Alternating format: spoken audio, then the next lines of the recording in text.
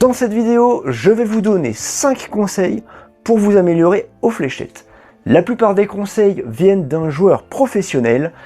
Le dernier, ça sera mon conseil à moi. Je ne prétends pas être professionnel, loin de là, je suis débutant, mais vous verrez qu'il est intéressant. Mais avant toute chose, voici un petit peu de contexte. J'ai regardé pas mal de vidéos d'un youtubeur anglais qui s'appelle Charlie Murphy, qui joue aux fléchettes très bien, qui fait beaucoup de 180, et qui allait se faire coacher par un professionnel. Évidemment, les conseils étaient adaptés à son jeu à lui, mais j'en ai retenu pas mal de choses, et les voici. Conseil numéro 1, l'échauffement fait partie intégralement de l'entraînement. Et c'est vrai qu'on a tendance à oublier, moi le premier, quand j'ai fait toutes mes séries Nine Darter, de m'échauffer correctement. J'ai l'impression que lancer 3-4 fléchettes, c'était suffisant pour s'échauffer. En réalité, pas du tout. L'échauffement doit durer à peu près, ou un minimum de 15 minutes. 15 minutes, ça paraît long, en fait c'est très rapide.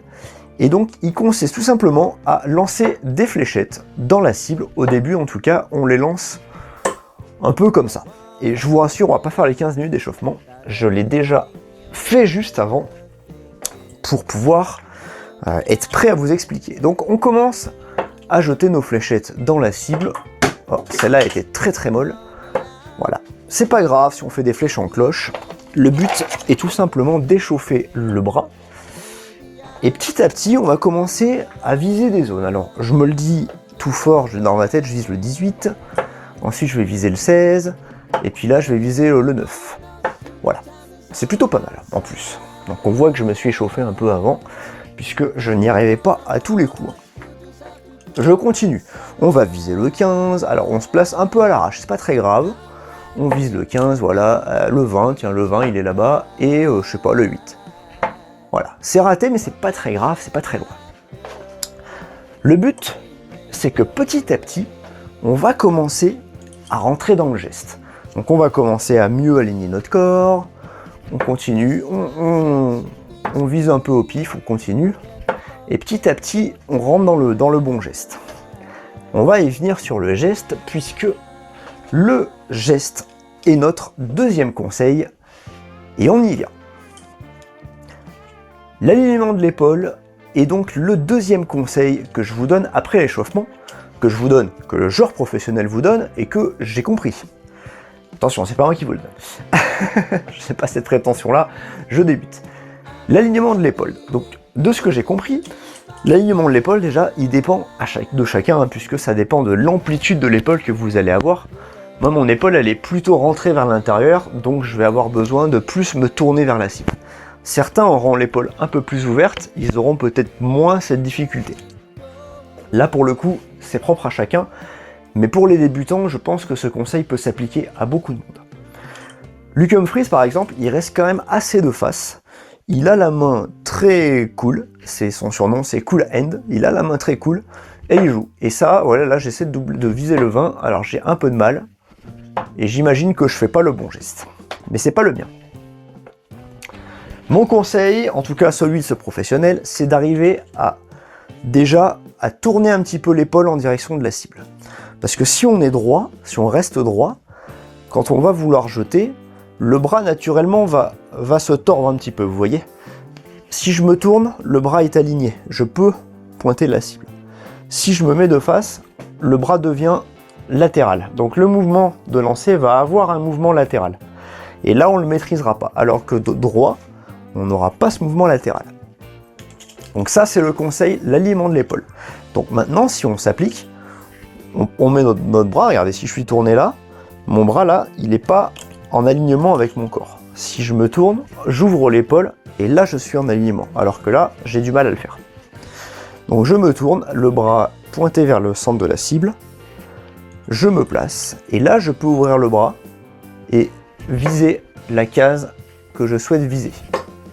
Vous voyez que mes fléchettes sont bien plus centrales, et en plus je vous claque un triple 20 à ce moment-là. Mes fléchettes sont bien plus groupées que tout à l'heure quand j'ai voulu faire Luke Humphries. Donc voilà, le deuxième conseil, c'est d'ouvrir son épaule, en tout cas, face à la cible, l'ouvrir un petit peu, être bien droit, et là, on peut bien jouer. Ça nous amène donc sur le troisième conseil. Le troisième conseil de ce joueur en tout cas, est sur le mouvement toujours. C'est-à-dire que là vous avez vu, depuis tout à l'heure je jette mes flèches un petit peu mou, c'est volontaire puisque je vais vous montrer la différence. Avant de regarder cette vidéo, je jouais tout simplement comme ça. Je lâchais un petit peu mes flèches en cloche au dernier moment. Vous voyez, j'arrêtais le geste ici et hop, je lâchais mes flèches en cloche.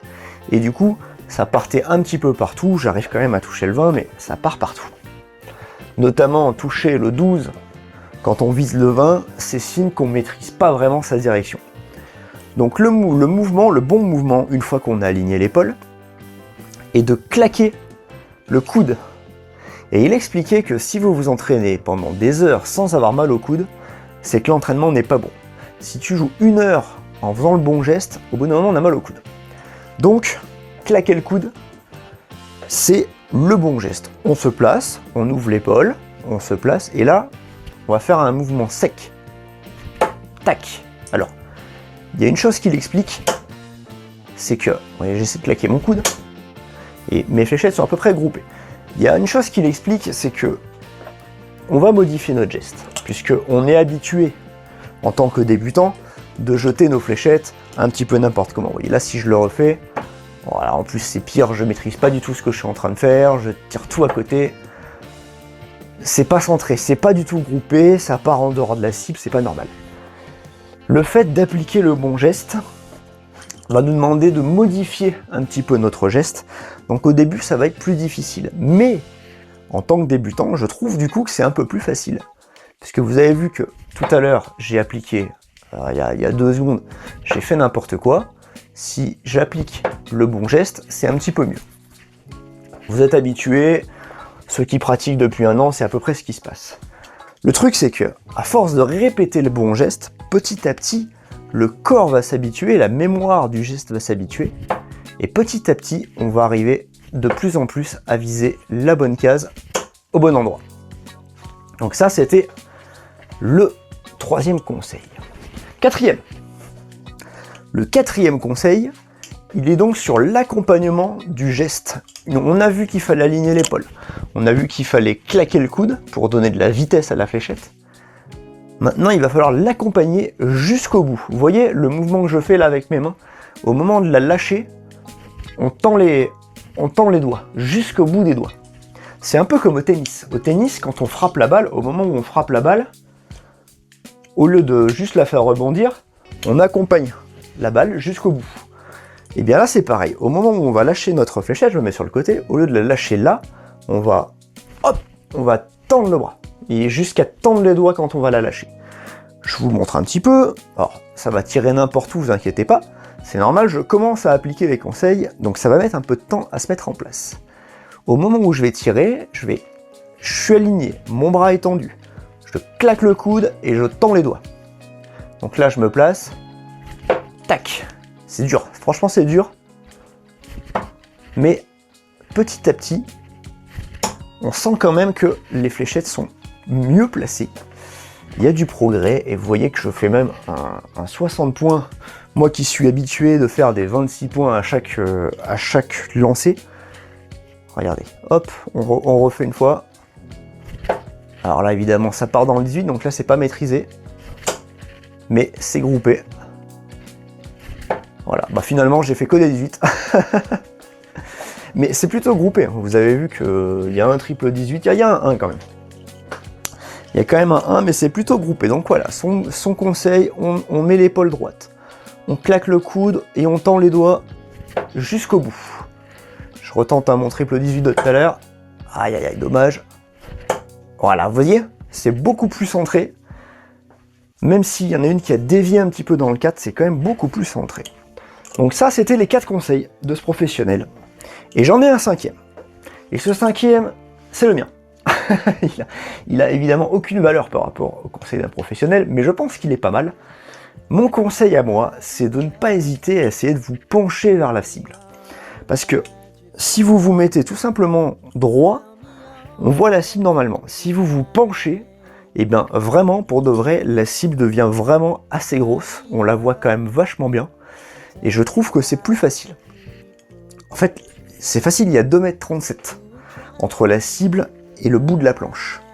Si vous avancez de 30 cm, alors 30 j'abuse un peu, mais même de 20, 25, on n'est plus qu'à 2 mètres, on n'est plus très très loin de la cible. Et alors là, si on met plus que les bras, on réduit encore la distance, et ça devient un peu plus facile. Alors moi j'ai une tendance à beaucoup viser les 18. Ah, je fais un peu n'importe quoi, c'est dur de vous parler en même temps. C'est très très dur. Ça fait partie de un des conseils, c'était de se concentrer. Alors évidemment, en parlant, on peut pas être très concentré, et je n'ai pas le niveau professionnel pour parler en même temps que je joue. Oh, c'est dommage, elle touche la flèche. Il y a un sujet intéressant sur la manière dont les flèches peuvent se toucher, et on en parlera dans une autre vidéo. Je ne maîtrise pas du tout, mais c'était super intéressant. Alors là, je vise tout à côté, évidemment. Ah, c'est dommage, là je visais le double 20 et ça a touché, c'est passé en dessous. Bon, en tout cas, voilà, vous avez les 5 conseils que je peux vous donner. Les 4 du professionnel, le 5e c'est le mien. Je n'ai pas du tout le niveau encore pour vous montrer que ça fonctionne, mais je pense que ça va fonctionner et je vais m'attacher à les appliquer tous les jours et on verra au fil du temps si ça fonctionne. J'espère que cette vidéo vous a plu. Je vais aller regarder d'autres vidéos d'anglais qui nous aident à progresser et je vais essayer de vous les transcrire ici. Rendez-vous à la prochaine et rendez-vous du lundi au vendredi pour des tentatives de Line Darter.